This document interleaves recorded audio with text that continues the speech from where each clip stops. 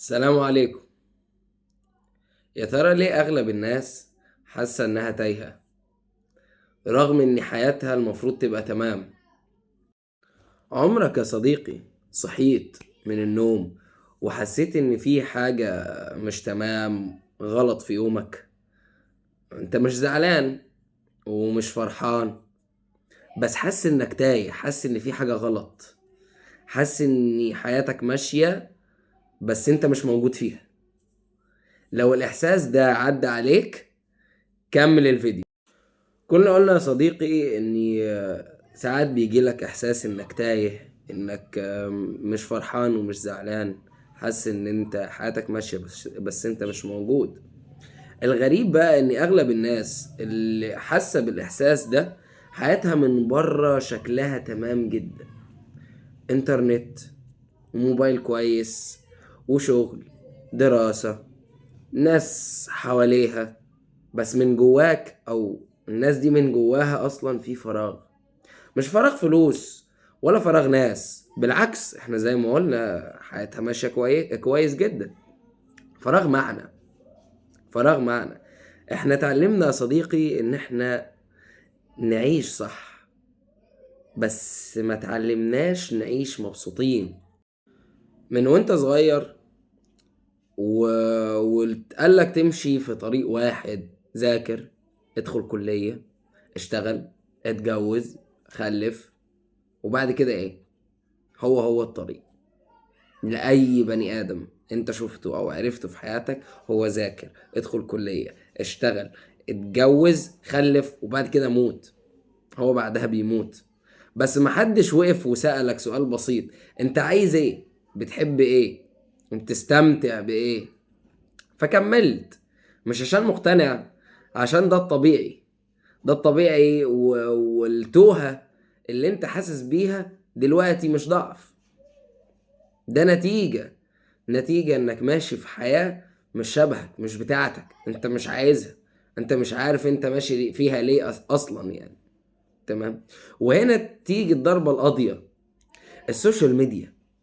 السوشيال ميديا كل يوم بتشوف ناس مسافرة، ناس ناجحة، مبسوطة، مستقرة، حتى لو هم مش كده بجد، بس دماغك بيصدق الصورة اللي انت شايفها اللي هي مش صحيحة. ما هي ممكن تكون مش صحيحة، هو مسافر وعمال بقى يتصور هنا ويركب عربية بالشيء الفلاني ويلبس ساعة بالشيء الفلاني ويلبس لبس بالشيء الفلاني وهكذا، بس هو جواه ضغوطات.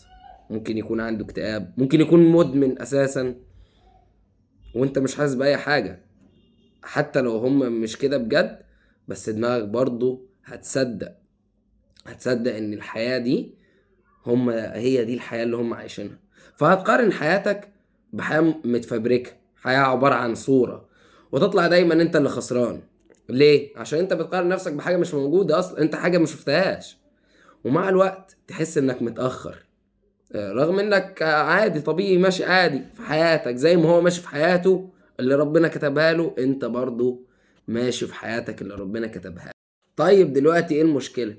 خلاص كده يعني خربت يعني، ما انا اعيش بقى زي ما انا فرحان ومش فرحان ومش زعلان وشكلي بني ادم كده مش فاهم اي حاجة؟ لا، خليني اقول لك حاجة مهمة. خليني اقول لك حاجة كده ممكن تنفعك، مش تنمية بشرية ولا اي حاجة.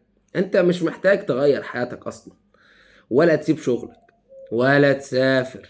انت محتاج تعمل 3 حاجات بس. اولا اقعد مع نفسك، اقعد مع نفسك دايما، راجع نفسك من غير تليفون، حتى لو 10 دقايق، 10 دقايق بس في اليوم. تاني حاجة، اسأل نفسك: ايه اكتر وقت بتحس فيه بانك حي، بانك مستمتع؟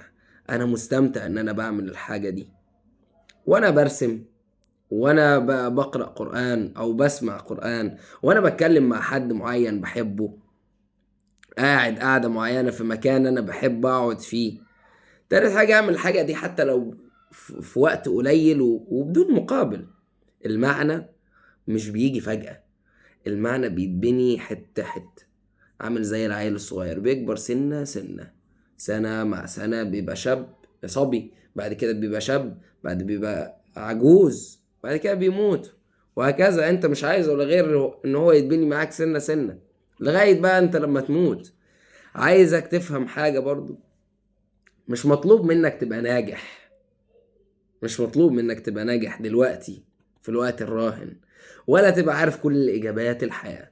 ده مش مطلوب منك، ومش هتلاقيه مطلوب منك في الحياة أصلا. كفاية إنك تبقى واعي ومدرك إن في حاجة ناقصة في حياتك، وإنت المفروض تبقى واعي ليها ومدركها عشان تعرف تصلحها. الناس اللي ضايعة بجد هم اللي مش حاسين إن هم تايهين. بس لو الكلام ده لمس حاجة جواك، اكتب لي في الكومنتس انا تايه في ايه.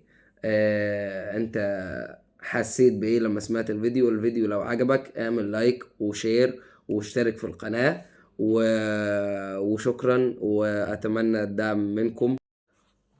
حابب اعرفكم، يعني انا اسمي احمد فؤاد، دي قناتي قناة لحظة وعي، وده اول فيديو ليا. اكيد ممكن يكون في اول فيديو ليا اخطاء، اتمنى العفو عليها. واتمنى انكم تقولوا لي ايه هي الاخطاء، بس باسلوب جميل طبعا، بس لا اكتر ولا اقل. واتمنى الدعم الكويس، لان انا حابب ان انا اعمل محتوى كويس، مش محتوى يعني ساخر او ساقط بمعنى اصح. ف يعني اتمنى منكم الدعم وشكرا.